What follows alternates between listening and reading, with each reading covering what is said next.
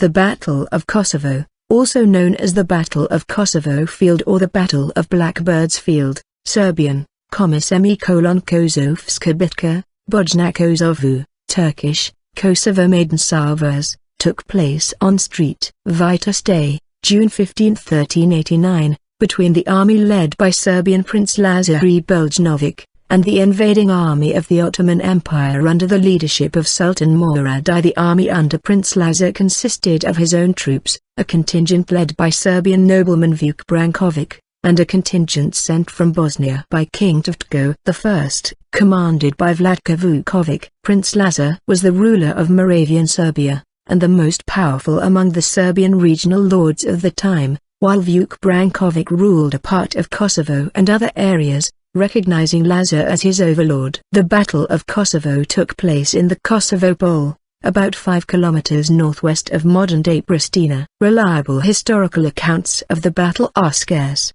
however. A critical comparison with historically contemporaneous battles, such as Angora or Nicopolis, enables reliable reconstruction. The bulk of both armies was wiped out in the battle. Both Lazar and Murad lost their lives in it. Although Ottomans managed to annihilate the Serbian army, they also suffered high casualties which delayed their progress. Serbs were left with too few men to effectively defend their lands, while the Turks had many more troops in the east. Consequently, one after the other, the Serbian principalities that were not already Ottoman vassals became so in the following years. The Battle of Kosovo is particularly important to Serbian history, tradition, and national identity. Emperor Stefan Uroš IV Dušan the Mighty, r.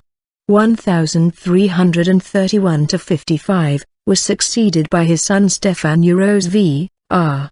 1355–71, whose reign was characterized by decline of central power and rise of numerous virtually independent principalities. This period is known as the fall of the Serbian Empire. Uroš the Weak was not able to sustain the great empire created by his father nor to repulse the foreign threats and failed to limit the independence of the nobles. Uroš V died childless on the 4th of December 1371, after much of the Serbian nobility had been destroyed by the Turks in the Battle of Maritsa. Earlier that year, Prince Lazar, ruler of Moravian Serbia, aware of the Ottoman threat, began diplomatic and the military preparations for a campaign against the Ottomans. Preparations army movement. After the defeat of the Ottomans at Pločnik, 1386, and Bielka, 1388, Murad I, the reigning Ottoman Sultan, moved his troops from Philippopolis, Plovdiv in modern Bulgaria, in the spring of 1388 to Ottoman. From there, the party traveled across Velbuzd, Kyustendil, and Kratovo, present-day Macedonia. Though longer than the alternative route through Sofia and the Nisava Valley, this route led the Ottoman party to Kosovo, one of the most important crossroads in the Balkans. From Kosovo, Murad's party could attack the lands of either Lazar of Serbia or Vuk Branković. Having stayed in Kratovo for a time, Murad and his troops marched through Kumanovo, Preševo and Jelane to Pristina, where he arrived on June 14. While there is less information about Lazar's preparations, he gathered his troops near Nis, on the right bank of the South Morava River. His party likely remained there until he learned that Murad had moved to Velbuzd, whereupon he moved across Prekipel to Kosovo. This was the best place Lazar could choose as a battlefield, as it gave him control of all the routes that Murad could take. Murad's army numbered from 27,000 to 40,000 fighters. These 40,000 included no more than 2,000 Janissaries, 2,500 of Murad's cavalry guard, 6,000 Sipahis, 20,000 Azaps and Akinsis, and 8,000 troops from his vassals. Marko and Dragas, although Ottoman vassals, did not participate in the battle. Lazar's army numbered from 12,000 to 30,000. Out of approximately 30,000 fighters present, 12,000 to 15,000 were under Lazar's command, with 5,000 to 10,000 under Vuk Branković, a Serbian nobleman from Kosovo, and just as many under nobleman Vlatko Vuković. The latter troops were sent by Bosnian King Tvrtko I. Kotromanic. Mixed with Vukovic's army was a contingent of knights hospiters, whom the Croatian knight John of Palizna had led from Varana in Croatia. Several thousand were cavalry. Furthermore, there has been several anachronistical accounts which have mentioned that the Christian army of Lazar was far greater, and that it also included contingents of other nations, although these cannot be verified. The armies met at Kosovo Field. Murad headed the Ottoman army, with his sons Bayezid on his right and Jakub on his left. Around 1,000 archers were in the front line in the wings, backed up by Azap and Akinci. In the front center were Janissaries, behind whom was Murad, surrounded by his cavalry guard. Finally, the Supple train at the rear was guarded by a small number of troops. One of the Ottoman commanders was Pasha Yigit Bey.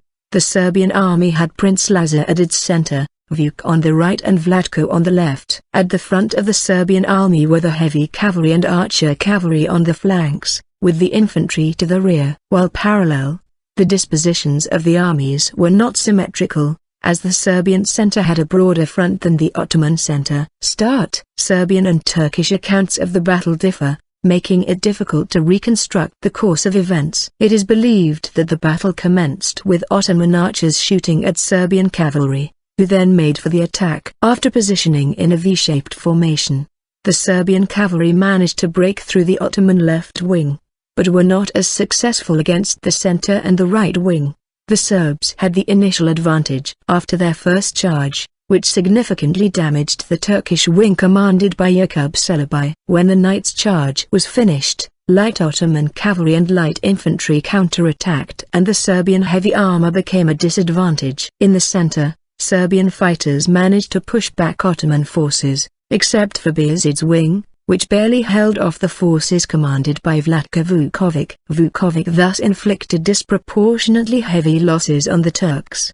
The Ottomans, in a ferocious counterattack led by Bayezid, pushed the Serbian forces back and then prevailed later in the day, routing the Serbian infantry. Both flanks still held, with Vuković drifting toward the center to compensate for the heavy losses inflicted on the Serbian infantry. Historic facts say that Vuk Branković had seen that there was no hope for victory, and fled to save as many men as he could. He fled after Lazar was captured, but in songs, it is said that he betrayed Lazar, and left him to death in middle of battle rather than after Lazar was captured and the center massacred. Sometime after Brankovic's retreat from the battle, the remaining Bosnian and Serb forces yielded the field, believing that a victory was no longer possible. As the battle turned against the Serbs, one of their noblemen, a knight named Miloš Obilić, pretended to desert to the Turkish forces. When he was brought before Murad, Obilić pulled out a hidden dagger and killed the Sultan by slashing him from belly to neck. The Sultan's bodyguards immediately hacked Miloš Obilić to pieces. The earliest preserved record,